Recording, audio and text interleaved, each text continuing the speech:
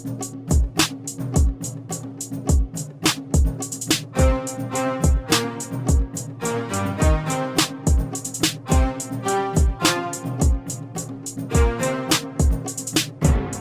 listening to Rookie Pirate Radio, the official anime and manga podcast for InBetweenDrafts.com. I'm John Negroni. And I'm Travis Hymas. And today we're doing a manga recap of One Piece chapter 1123 titled The Void Fortnight. And we're also doing a recap of 1124 titled Close Friend. And Travis, I guess we should mention that due to our Void Fortnight of putting out new episodes of Rookie Pirate Radio, well, that might make the listeners question if you and I are close friends. You know, John, I think that's a secret that we'll keep close to our chest and reveal via flashback later on, maybe in about 60 episodes. And then we'll explain what happened during our own Void Fortnight.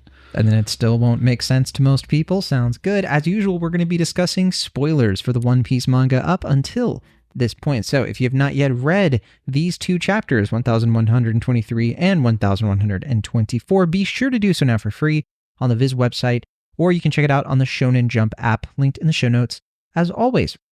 And remember, you can always read the very new One Piece chapters. They come out and are available for free up to 3 weeks after their official release. But of course, you can just read the entire archive whenever you want if you subscribe to Shonen Jump, which both Travis and I do because we got to go back in these chapters, and I forget so much, Travis. Yeah, and there's actually other manga you can read on that app. Yeah, that's true. We don't hype that up enough. So, Travis, I know you and I, we have 2 chapters to cover, so we don't have time for the nonsense, we don't have time for the games, the silliness, and the what's for. So that said, we got to tell people about the Discord really quick, super quick. But why should people jump on the Discord, Travis? I mean, do you even log on to it? Do you like it? I mean, I am in the Discord at all times. Even if you don't see me typing, I do see just about everything that gets posted in there. So yeah, I would say that I like it quite a bit. And the reason you would want to join the Discord, listener, is very, very simple. It's basically like getting a preview of these episodes, because John will go in there and drop whatever insane theory he's come up with this week. You'll get to see me completely deflate that theory, and then you'll get to see everybody bully me for being not fun. I don't know where they get that idea. See, no. I thought you were going to say the truth, which is everybody laughs at John and bullies you. So I feel like... I mean, with the recent One Piece live action casting news, I feel like I'm the one that's being mocked a little bit. I took some heat this week in the Discord there for my takes. So that's true. So if you want to see us get absolutely dumpstered, I guess that's the real reason to join the Discord. But there's other things in the Discord too. We talk about all kinds of topics that In Between Drafts covers, not just One Piece, other anime, manga. It's going to be a wild time as Jujutsu Kaisen wraps up and everybody tries to gaslight John into finishing it before it ends. Gaslight? Like they're going to tell me that I am reading it, and they'd be like, "What are you talking about, John? You've been reading." No, they're gonna tell you it's like Rent a Girlfriend. Oh yeah, that's true. That was a little strange, but I get it personally. I've never read Rent a Girlfriend, by the way. I've only watched the anime. I'm not that unhinged, just a little. But okay, like I said, plenty of silliness to go around, and if you still want a little bit more silliness, we do have the email. Everybody likes the email. Everybody likes to email us. That's not true. We only get a few emails here and there, but we do love to read your anonymous messages. If you don't feel comfortable yet to join the Discord, or if you want to do both for some reason, the email is rookiepirateRadio@gmail.com, and you can hit us up directly. And Travis, even though I just said it out loud, I forgot it. Can you say it too so that it sticks in my brain, please? Yeah, I was going to say, John, the thing that I love the most is saying our email address, which is rookiepirateRadio@gmail.com. Don't forget to tell your parents. Now, let's kick things off then, Travis. And normally I would do kind of a longer summary of the chapter, but since we have 2, I'm going to stick with the short so we can have as much, commentary as possible. So I'm going to just do a very short version of this, and we'll see how it works. It might not work at all. It might actually be upsetting, but we're going to run the risk, I think. So we'll start with 1123. When you open, of course, the chapter, you see, and real quick, the Ogre Child Yamato Golden Harvest Surrogate Pilgrimage. It's still rolling on for 1123 and 1124. We have volumes 11 and 12, respectively.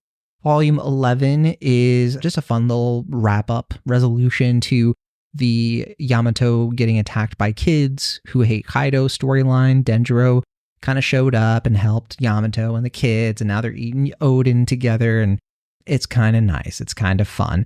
And then, so the actual chapter, 1123, let's get into it. So we see the Marines have just been knocked out by Joy Boy's burst of haki. Some of them, like the Vice Admirals, were okay before, but no longer. Now they're actually, like, for sure, like foaming at the mouth at this point. The Straw Hat Pirates and the Giants, of course, from Elbaf, the Giant Pirates, they are leaving Egghead and they are heading to Elbaf.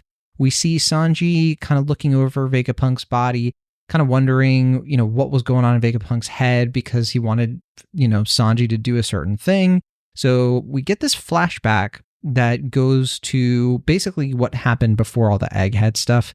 So Vegapunk, specifically the Stella, and 3 of the satellites, Atlas, Pythagoras, and Shaka, they discover that there is a traitor. So they knew that somebody was going to be a traitor. At first, they didn't know who it was. Vegapunk suspected Lilith because, obviously. And then eventually they figure out it is York. So we kind of get a refresher of like what York was doing and how all that stuff was going down. And so anyway, Vegapunk, Shaka, and Pythagoras decide that they're going to come up with this, like, basically this scheme to kind of get one over on York and the world government. Vegapunk basically says that, they can't run away. The world government already knows that they've been researching the Void Century, and so the world government's going to kill them no matter what. So they come up with a scheme to kind of account for this. Vegapunk specifically wants to find a way to make his, death worth it, essentially. And it's kind of a weird thing. We should say that they are also pretty distraught that in addition to all this, the world government now knows about the Mother Flame, and you can kind of just tell that like Vegapunk feels like that guilt that, he is going to cause like all this craziness. So that's when they decide to record the message, and they also erase their own memories, the knowledge they have of what, figuring out that York was the traitor, because as you recall earlier in the arc, it was a surprise to Vegapunk. It was a surprise to Shaka that York was the traitor. And so they decided to erase their memories so that York and the world government don't catch on. And so, as you can imagine, this has caused a lot of unrest among the One Piece community. That said, though, right before he died in the actual, after Kizaru blasted him through the chest, Vegapunk apparently told Sanji that he wants the Straw Hat Pirates to be the ones who find the One Piece. So that's kind of the shortened summary of 1123. And people are like, that's short? It's like, well, if you listen to Ricky Pirate Radio, that's short for me. I'll tell you that much, Travis Hymas. Anything before I move on, though, to 1124, and then we'll do a joint recap? No, I think it'd be better if we tackle this together. That way we don't say things that we're going to have to repeat. Okay. I was just worried that I missed something. No, you've got the crucial there. Yeah. No, okay. It was pretty light, all things considered. Yeah, and then kind of straightforward too, thank goodness. Okay, so then 1124, we have volume 12 of the Ogre Child Yamato's Golden Harvest Surrogate Pilgrimage. Always love saying that. And in this one, it's kind of ominous, actually, Travis Hymas, because apparently there's a criminal on the road, and I almost said Travis. Yamato, rather, is apparently protecting somebody from being abducted, and we see like kind of a silhouette. My money is on the silhouette from the end of this chapter and this criminal being the same person. Who knows, though? Anyway, so on to the actual chapters. So we don't have any answers on that. Here's my kind of shortened summary. So we first kind of have this thing going on with Morgans and Vivi. They're arguing about what Morgans is going to be reporting in the paper. Morgan's kind of bragging and stuff about how, the next era, if like the world sinks, the skies, kind of like where he lives, so he'll be fine. And Vivi has this kind of like heroic sort of like, well, I'm going to die anyway. I'm going to risk, basically antagonizing Morgans over what he's going to be publishing and lying about, specifically that Luffy murdered Dr. Vegapunk, right? And so obviously there's no proof of that. And we even see Wapple, who's kind of like, Vivi, just kind of let Morgans do his thing. We're kind of at his mercy. But Vivi's, of course, Vivi. She's not going to let Morgans do what he does. So then we also get this not just interesting, kind of fascinating and surprising exchange between Kizaru and Akainu. So specifically, Kizaru is pretty much the only Marine left standing, and everybody else is still knocked out, including the vice admirals. And Sakazuki, Akainu, of course, calls him up and is like, what's going on? He's trying to get a report. Kizaru kind of brushes him off. He's like, yeah, I'll tell you whatever, like later. And then Akainu kind of accuses him of being lazy, right? It's like, you better not have screwed this up. And then Kizaru just snaps. He's basically asking Akainu, like, hey, have you ever killed a close friend? We get a couple of brief flashback chapters kind of reiterating the friendship between Vegapunk and Kizaru, going back to even before Vegapunk apparently worked for the world government. And so we kind of get a little teaser of how that actually came into play, the Vegapunk joining up and working for the Marines and all that stuff. And so it's kind of a feisty exchange where essentially Kizaru snaps at Akainu and Akainu apologizes. Kizaru literally calls him a brat, and Sakazuki is like, hey, I'm sorry. And he even calls him brother. And it's kind of fascinating, actually. It's like a little bit like, whoa, wasn't quite expecting that. So we'll have to talk about like might be going on there, because of definitely not the thing you kind of expect from these two admirals who usually keep it, kind of have a different register for their personalities. But anyway, we go back to the giant warrior pirate ship, and Luffy's super depressed because he believes that Vegapunk has died and he let him down. He didn't do what he set out to do. We get this interesting kind of exchange between Frankie and Jinbei, just kind of like decompressing from the situation, kind of just appreciating the fact that they survived, honestly. Frankie in particular is kind of, just like, man, he calls it like a hell that they went through, and sure enough, that is what it was. Lilith, though, also wakes up, and she actually tells the Straw Hat Pirates, hey, don't worry about it. Like, Vegapunk's still alive. Like, I'm Vegapunk. And it's kind of this weird, like, existential thing that the chapter kind of goes into, sort of, but whatever. It's good enough for Luffy. We kind of get like this, or Luffy kind of perks up and everything. We kind of get these indications that apparently Lilith, being like Vegapunk, but also kind of being on her own, is starting to be a little bit more like well-rounded. So like Lilith is kind of hungry. Lilith is kind of sad, kind of acting a little bit more like the Stella in some ways, kind of, maybe. It's something. It's something, all right. But the whole group, like both the Straw Hats and the giant pirates, start to party it up. And Luffy, of course, mentions how Vegapunk, his message essentially was like a rallying cry for the One Piece.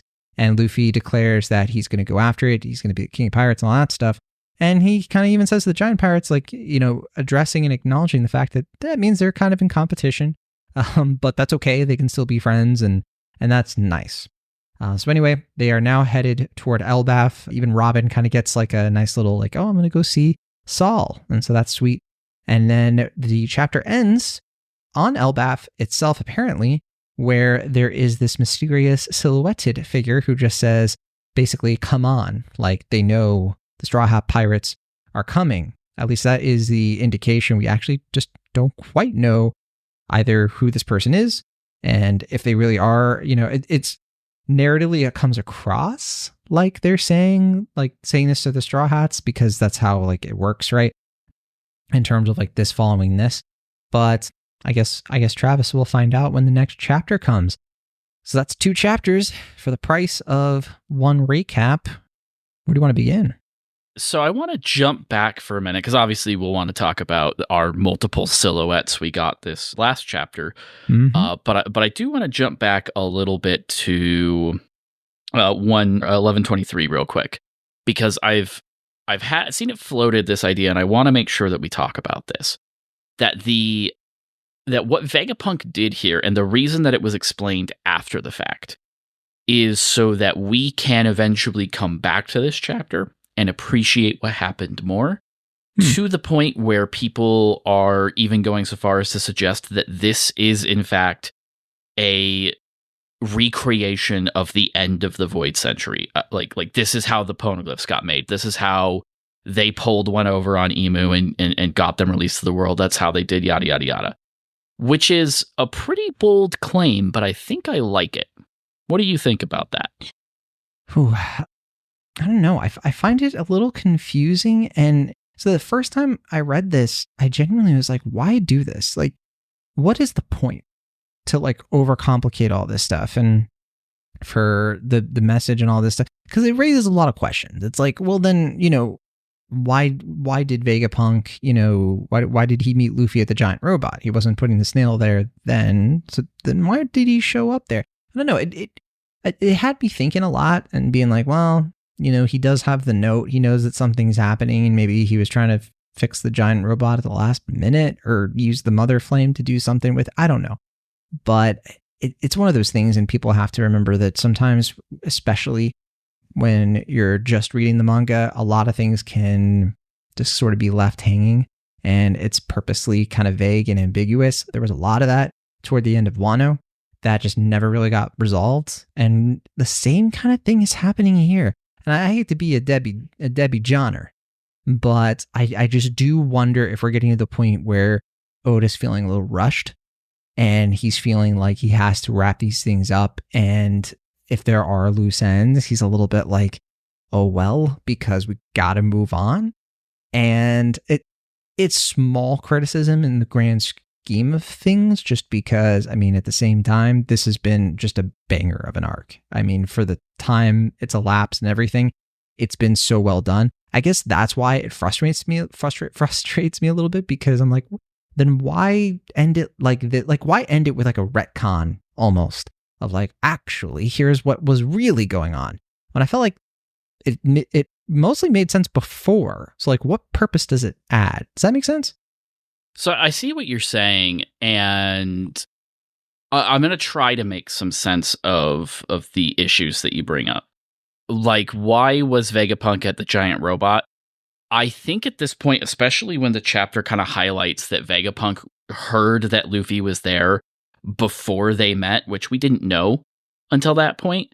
And since we know what he knows about Luffy now and what Kuma thought about Luffy, it makes me wonder if that letter prompted him to seek Luffy out to kind of initiate the plan, so to speak. The plan being like to die?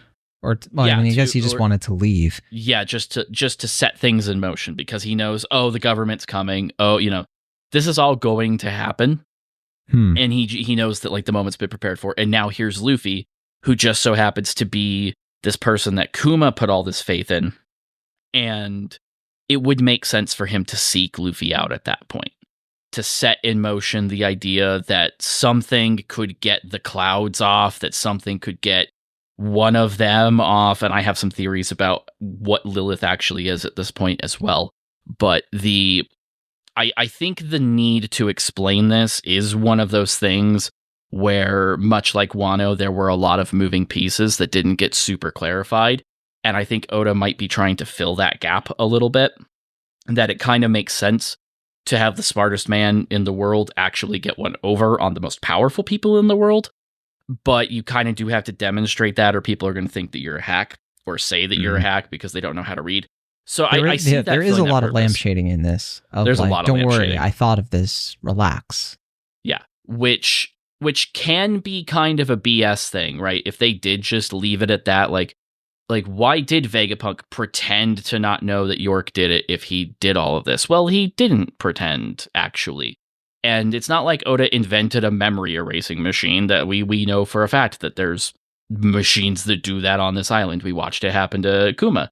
But that's why I also kind of like the idea of this being set up for our inevitable look at the Void Century, because that does kind of answer the question of why do this here? Why do this now?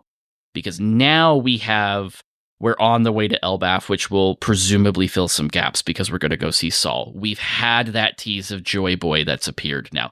It hits a little bit differently, and it makes us think that it might fit that way, which will probably, again, be a thing that's just going to have to pay off down the line, probably in like 3 years from now. But I like the idea, because it does feel less perfunctory that way. Right. So yeah, the arc is ostensibly ending with the cloud plant apparently still functional. Egghead is still an island. It's been battered and bruised a bit, but it's still there. It looks like Vegapunk's brain is still intact, most likely. And so I assume that's part of like your theorizing that you're going to want to get into with 1124. But yeah, I think that's enough to say that as we kind of like get into this next arc, that I guess maybe like we're going to probably revisit Egghead. We're probably going to have because Egghead has to come into play in terms of essentially it's like these clouds could be the thing that saves like humanity, right? I think that's what we're sort of ostensibly assuming. So it's kind of interesting how Egghead holds possibly like the Noah of this kind of situation, but also it holds the like Pluton. It kind of holds like a weapon, the mother flame and all that stuff, something that could like cause a lot of damage. I just said Pluton as an example of ancient weapon. I don't literally mean that, but yeah. Yeah. Anything else then before we kind of cut over to 1124? I know we'll probably kind of intersperse things. Yeah, intersperse. The one thing specifically to 1123, the hockey seems to be very specifically targeted for something that was just stored for so long. What do you make of that? Or do you mean specifically targeted because we see like the vice admirals actually like they kind of like the vice admirals are affected by it. We see by 1124 that they're unconscious. Kizaru survives, but it's kind of wild to think about because the Seraphim get past. So that's an interesting thing to learn that they seem to have some further hockey resistance than most people. We see it not affect any of the giants, none of the Straw Hats, nobody. It's kind of impressive that if it was so big and wide and so impacting that it reverberated all the way to Emu through the elders. It feels wild for it to have had zero impact on everybody else, unless it somehow knew not to, which is weird to think about, right? But like that's kind of strange. I don't want to discount that necessarily because I hear you, but I think it could also be easily explained by the proximity as you're alluding, right? It's like the vice admirals were right there. And I don't know if I buy that like Emu was feeling the hockey. Like Emu was probably feeling the hockey, but not in a way that would like be reverberation that was like potent or anything. And I also wonder, and we talked about this before, that Emu might be feeling it through the actual Gorosei, like through some kind of like spiritual connection too. And it might not be that like all the way to Mary Joey Emu's feeling it necessarily. So I don't know if I buy that. I think for me it's just weird. I think it's because they were close. Yeah, that's it. I mean, Occam's razor is often a thing that we employ here, and it makes sense. But it's just kind of interesting. We also do not see Saturn. We see Emmett, but we do not see Saturn, who is presumably directly in front of him. And it looks like Emmett is, there's no light left in the robot's eyes. So it looks like that might be it. I mean, yeah, curtains it seems like for Emmett. Which does beg the question of what are we going to do with Saturn going forward? I've joked with people that I think it would be very funny if Emmett just picked that old man up and just dunked him into the sea and like just give him the goofiest out possible. But at the same time, we have Katarina Devon, who has the ability now to impersonate Saturn. So he's here, he's stuck on Egghead, and we'll get into who else is conscious on Egghead in the next chapter a little bit more, but it's kind of strange that he's now basically vanished, almost as if there's a gap to be filled by someone. A void. Wonder what's that's about. Yeah, a void.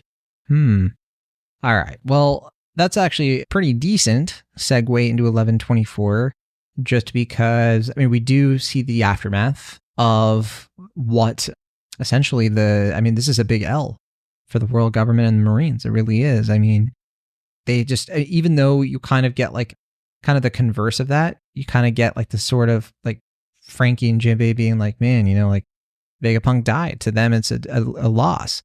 But the fact that anybody survived and the fact that that message got out, that the world government put all of these chips against the Straw Hats and they escaped. I mean, it makes me think that even though Morgan's is kind of being like, Luffy murdered Vegapunk or whatever, I do kind of think that you can still read into that as like him essentially glorifying Luffy as like a truly vicious emperor. And there might be kind of a method to his madness in that sense of trying to make the world not hate Luffy, but really fear Luffy and kind of like put Luffy up as somebody who really is like capable or in the right position to rule the entire world. Maybe this is my copium, of hoping that Morgan's kind of ends up helping in some way. But what do you think? I mean, you know me. I'm still on my copium of Morgan's as like a secret pirate hiding as someone we know or we've seen in a flashback. Roger's pirate, to remind the folks. Yeah. Yes, though I imagine we have a new candidate later to talk about. Mm-hmm. But that being said, what is fun about Morgan's is that he kind of fits into Oda's favorite little gray areas where he's very, very useful for driving certain plot points because he basically doesn't seem to have scruples in any direction. Because you're right, the things that he writes about Luffy kind of inadvertently end up helping him. He said that Big Mom lost after the whole Cake Island thing, which I don't know that we would call it a win for us, but that's kind of how he framed it, and it set up the whole Fifth Emperor thing and all that jazz. So it's questionable what Morgan's angle is. That said, I do like the idea that he's just literally mainstream media, and he's like, it's way more profitable for me, this man in a balloon, this bird man in a balloon, to just scare the living daylights out of everybody. It is more people will buy my newspaper if they're scared to death of this kid in a straw hat, which is objectively true. Like, you got to respect game where game represent game. Just hey, look, Travis, mark my words. Mark my words. That when we literally kick this off with Morgan's being like, doom, disaster, everyone's gonna die, we're gonna sell some news, Vivi noticeably closes her left eye and says that Vegapunk spoke of hope as well. And you and I both know that a character closing their left eye is an extremely persistent motif in One Piece. One sort of clue that a lot of people have been hinting at that speaks to Laugh Tale, the location of Laugh Tale, the missing island in the Skypiea map, and all the different allusions to a character closing their eye, which is Luffy, of course, and the hint at who would be the eye patch pirate. When Oda finally draws a character in his pirate manga of over 24 years or so, 25 years, 26, wherever we're at, finally drawing a pirate with an eye patch. So I know maybe you're going to, John, he just drew Vivi closing one eye because it's Oda. That's how he operates. But mark my words, Travis, I think it's going to mean something. I mean, it is recurring motif. Whatever else, the eye patch's got to be on the left eye, right? Mm-hmm. It's just, it has to be. It has to be. And I think Joy Boy, you think Joy Boy is going to be the eye patch? I know we go back and forth on it. I mean, gut instinct says yes at this point. But there's also the fun theory that it's Luffy. Like, that's how Luffy ends the series, is with an eye patch. So it was Luffy the whole time, and that's why he's always covering his eye, is it's like an allusion to it. I think that's fun. That's kind of a neat way that, like, if Joy Boy was the first pirate, then like Luffy establishes something about pirate canon himself as well. That's kind of fun. But I mean, it's probably Joy Boy, right? We talked about this last time. It's probably, he looks like he has a peg leg too. Like, well, we should mention somebody who doesn't have joy, and that's Sentomaru. I forgot to mention Sentomaru, who we see did escape Egghead on like a little rowboat and is crying, of course, super depressed.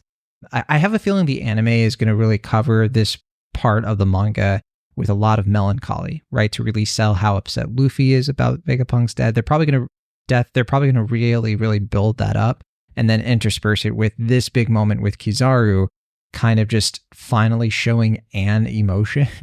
So I kind of gave my piece on this already, but man, I mean, did the Kizaru Sakazuki thing hit you pretty tough too? Hit you pretty hard? I really wouldn't have expected this kind of emotion. I've talked a bit about how I see Kizaru as this character who's basically had any of his own desires beaten down and whittled out of him by the system, right? And that's almost the truth. However, he does feel things about that. And that's kind of opened up a whole different reading of the character for me. I'm not gonna say I was like moved to tears or anything like that, but I will say that like it's reframed the whole sense of unclear justice to me. It's not that Kizaru's lazy. It's not that Kizaru's just a salary man. He's just doing his job. He's doing what he thinks is justice, but he's not sure if it's the right thing, if that makes sense. Yeah. He is possibly this whole time been conflicted about the things that he does, which is super fascinating because that does put him pretty much in the middle between Kuzan and Sakazuki in terms of their intensity. He's not just morally gray, he's literally internally conflicted, which, doesn't really resolve the various questions that we've had about him. Did he give Luffy food? Is presumably going to be a question that just lingers forever. But he felt things during all of this. He suppressed them until this moment.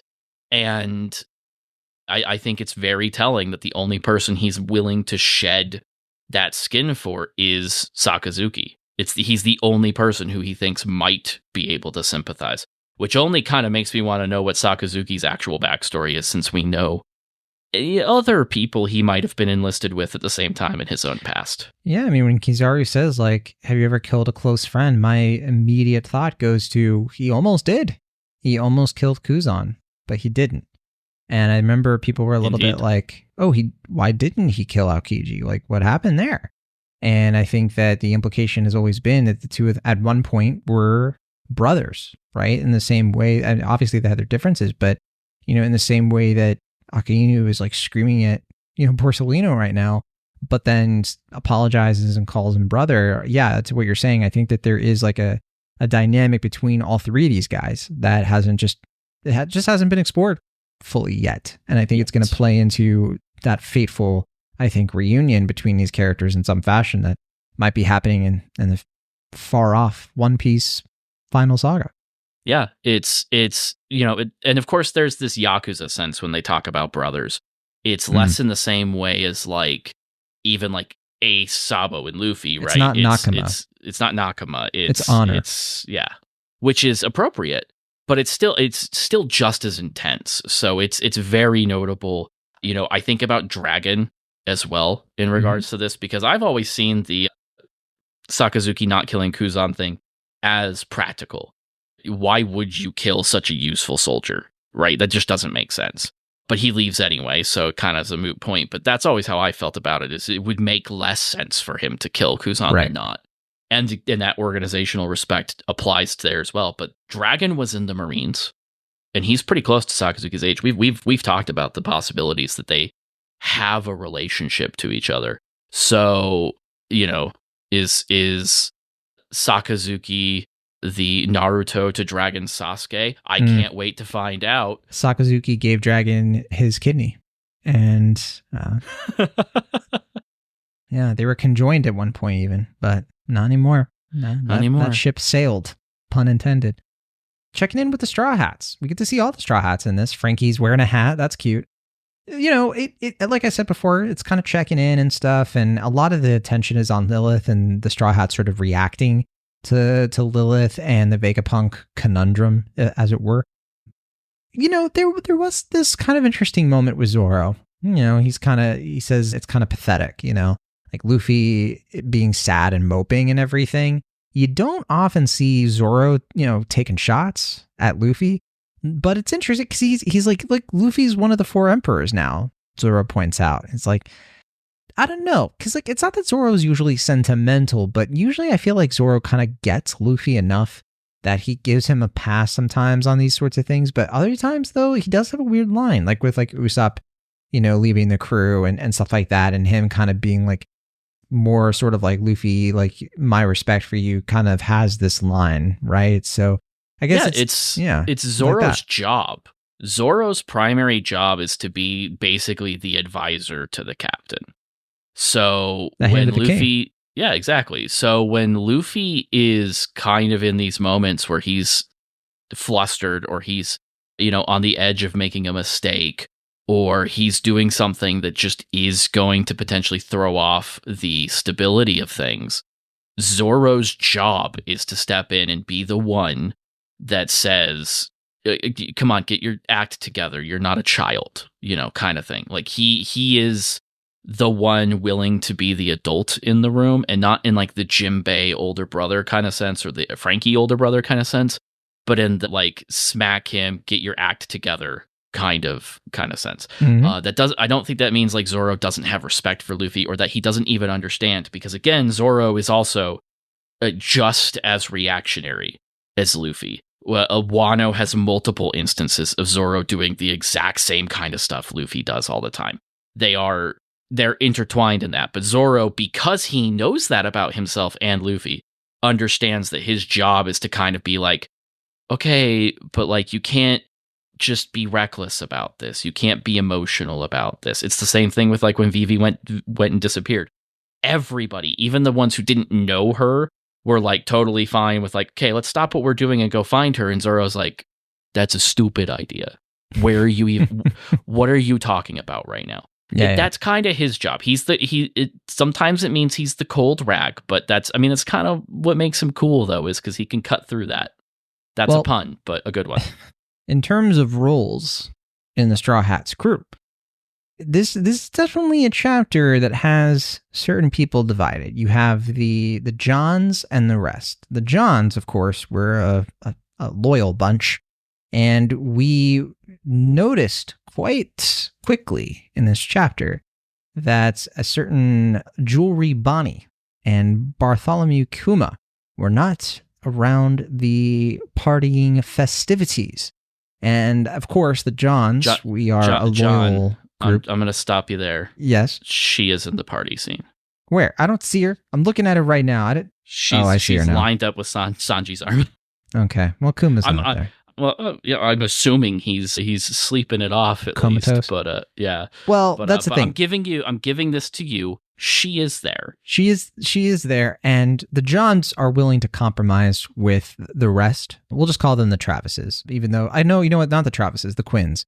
The Quins, of course, are their team Lilith. They want Lilith to be the next Straw Hat. I am putting out a fig leaf and saying, or olive branch, that's the correct one, saying, why not both? Why not both? They're both in you just said it. They're both in the party scene, Travis. I mean, why not? You got Vegapunk on the crew. Why not? Where else are they going to go? So this, Giants? I guess, pass. Yeah, this is, I guess, where my question about what is Lilith now kind of comes to the forefront. That's what I'm teeing you up for. Because, like, you said in the recap that she's like, oh, well, you saved me, so you basically saved Vegapunk. That's not what she said. We don't get to see what she said. That's the trick of the dots here in that text. She tells them something that we don't get to hear, and then she capstones it with, in short, they're all alive.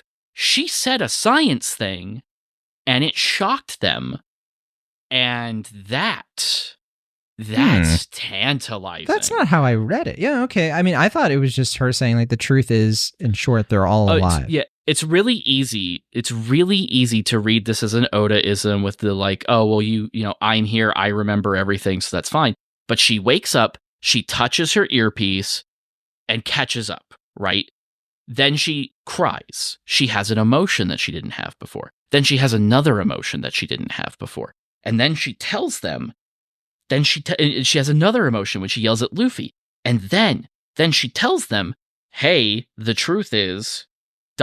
Why say in short? Why say so? I think. So you're saying that, like, because she says to you they're dead, but what she's saying is that basically their consciousness are now inside of her.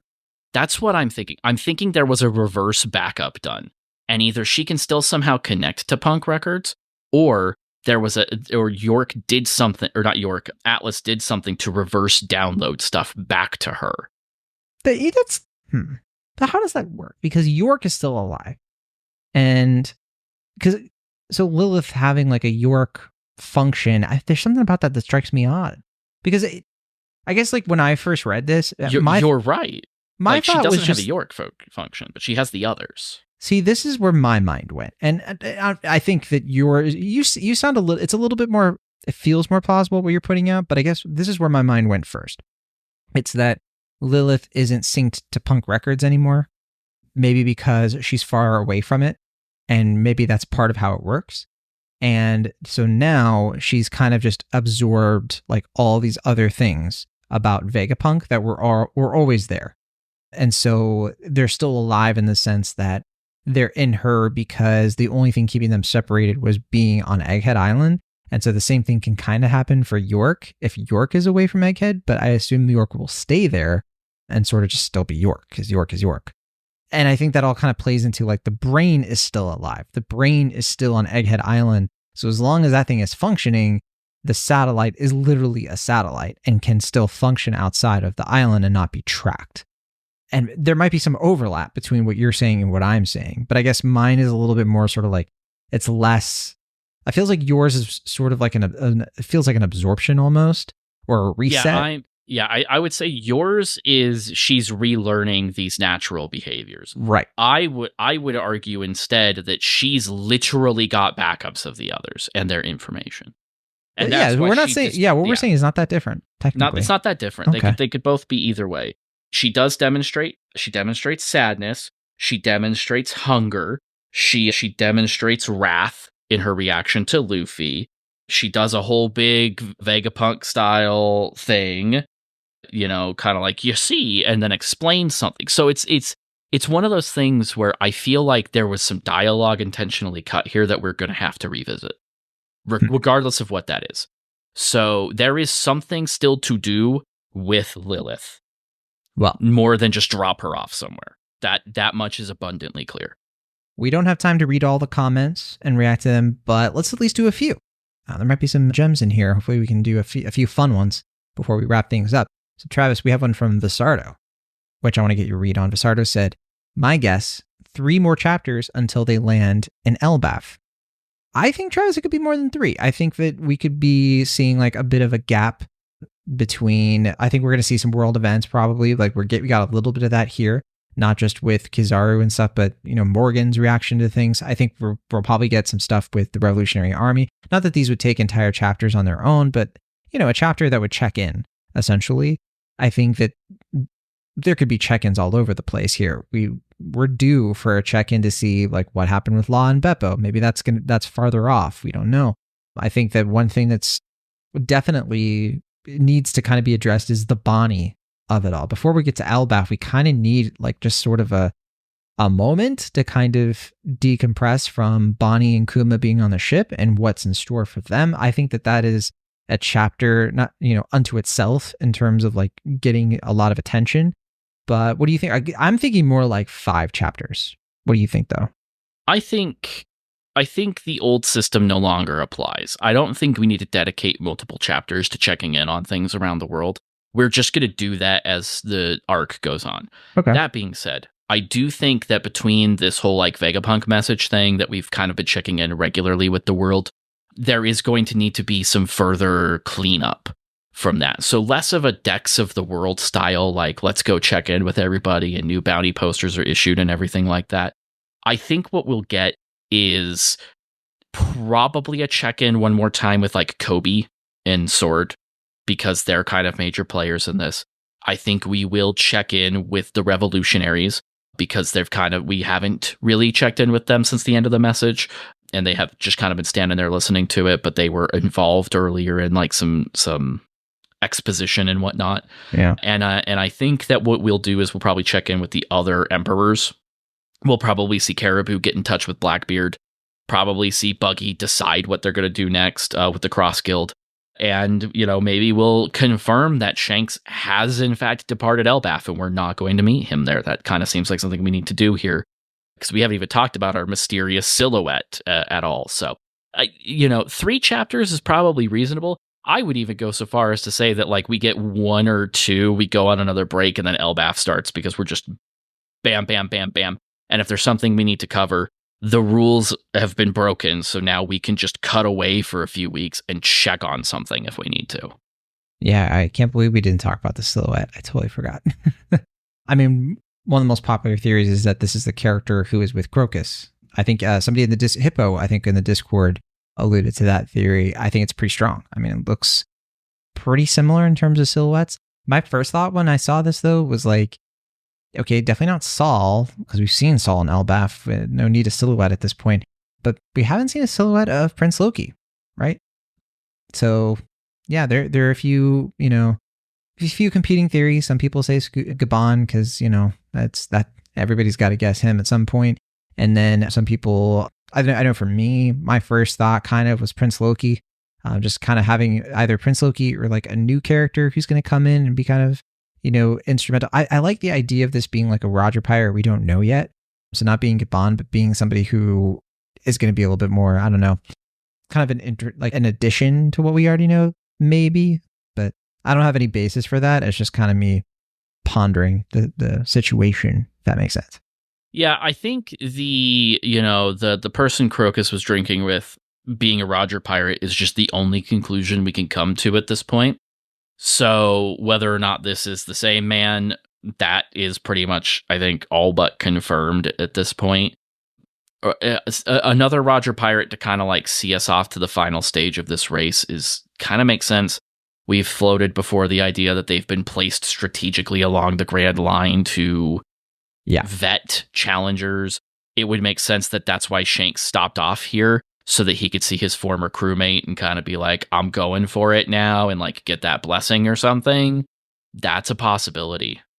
Well, yeah, and it makes me wonder, and by the way, it almost feels to me like there's so much hype happening for Elbaf that something is going to get in the way at some point. Like, I don't know. I just still feel like is there something else going to hit the fan here? And it's not going to be such a seamless, smooth sort of like, now we're in Elbaf. I feel like something else is kind of have to like disrupt all of this, happy-go-luckiness. Particularly like the Giants are taking back to Elbaf, but if they find something like in a Zoe-like fashion, like something has gone terribly wrong, and the silhouetted person is our exposition machine. I don't know. I feel like something kind of needs to make sense here. So we've seen in the community some theorizing lately about how much longer we have in the story. And this comes from a couple of different YouTubers. I believe Mr. Morge kicked this off. If I'm wrong, correct me in the Discord or the comments. But basically the argument is that Oda doesn't stick to milestones as rigidly as we kind of act like when it comes to like individual chapter numbers. Mm-hmm. But in the broad strokes, if you do some rounding and kind of compensation, you can get entire blocks of the story broken down into 50, 100, and 150 chapters. So if Wano was like 150 or so chapters, and then Egghead was about 60 or so chapters, then Elbaf could be very short. It could be 40 chapters, or Elbaf could be 130, 140 chapters. It doesn't like it could be one or both of those, and they both make sense following this kind of larger pattern. But the chances are good it's one of those two options. Oh man, I don't know which one. I mean, we've been wanting Elbaf for so long. I'm a big Usopp fan, so like spending a long time doing a Viking adventure sounds really, really fun. But at the same time, it feels like maybe it's too late to do that. Yeah, I don't know. Like, let's just say 40 chapters and call it. I don't know. But it's 40 chapters is still like 3 years or a year and a half of One Piece. Exactly. Egghead so like, was about 2 years. Almost exactly. So and if we're doing Elbaf and One Piece season 2 is filming right now, there's a decent chance that Elbaf gets put on hold for potentially a month when season 2 hits. Whew. So you got to factor that into like whatever we get is going to take a while to resolve. It's going to take a while. We only have time for one more comment. So sorry. We're a bit short on time this week, but this is something that I feel like we got to address, since we were just talking about, what fill-in time we might get. And I hadn't considered this yet. Kenshin Goku said, guys, is it fair to say after this arc, Luffy should have the highest active bounty in the series? Shanks, Blackbeard, Cross Guild, none of them should have a higher bounty than Luffy now. And so I'm thinking Kenshin Goku is getting at the fact that Luffy opposed the world government, that if Morgans has his way, then him murdering Vegapunk, that would balloon his bounty. But I think the first question I want you to answer, Trust, do you think we're going to get updated bounties even? I feel like we just got them. We technically did just get them. It's not unprecedented to raise them again. You know, it wouldn't be the first time. The biggest thing that I kind of would kind of float at this point is how much more does that matter right now? I would think that the thing that's going to actually push the bounty number sky high is going to be taking down another emperor. Like, these emperors are going to start knocking themselves out, and that's how they become the most dangerous person in the world. Because, speaking of most, dangerous, most wanted person in the world, do we know what Dragon's bounty is? I don't think so. I don't know. Exactly. And I don't think Blackbeard or Shanks are going to have an update since, they just defeated pirates a lot weaker than them. With bounties much lower than them. Yeah.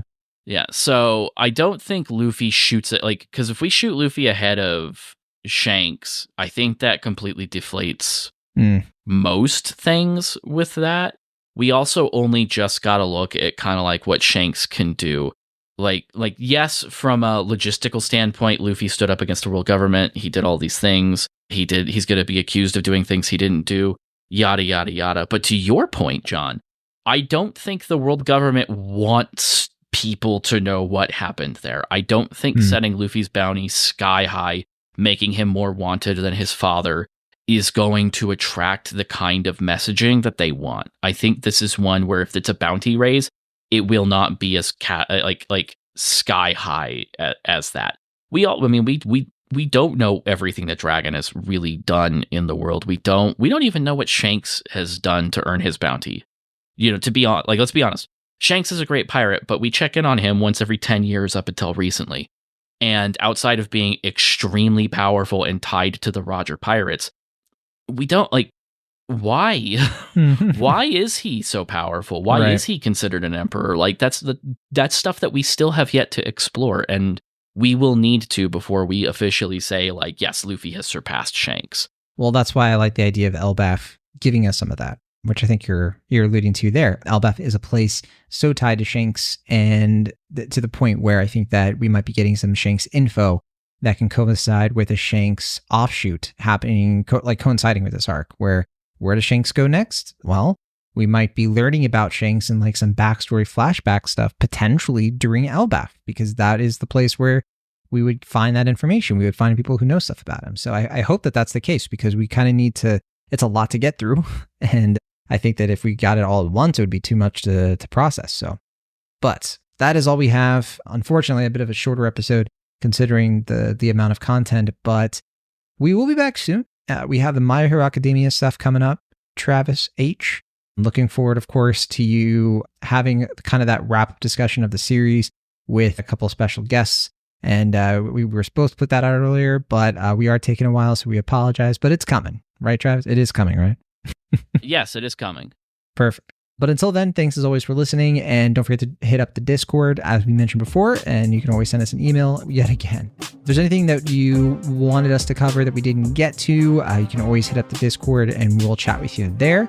Especially if more stuff occurs to us, because I feel like I'm still processing these chapters. Specifically 24, I read pretty late this time. So I haven't had a ton of time to really sit and stew on it. And Travis, I think we do have a break next week. I'm correct on that, right? Yes, you are. Yeah. At least 1 week, if not two. So there you go. All right. Thanks as always. We'll see you all again later. Bye.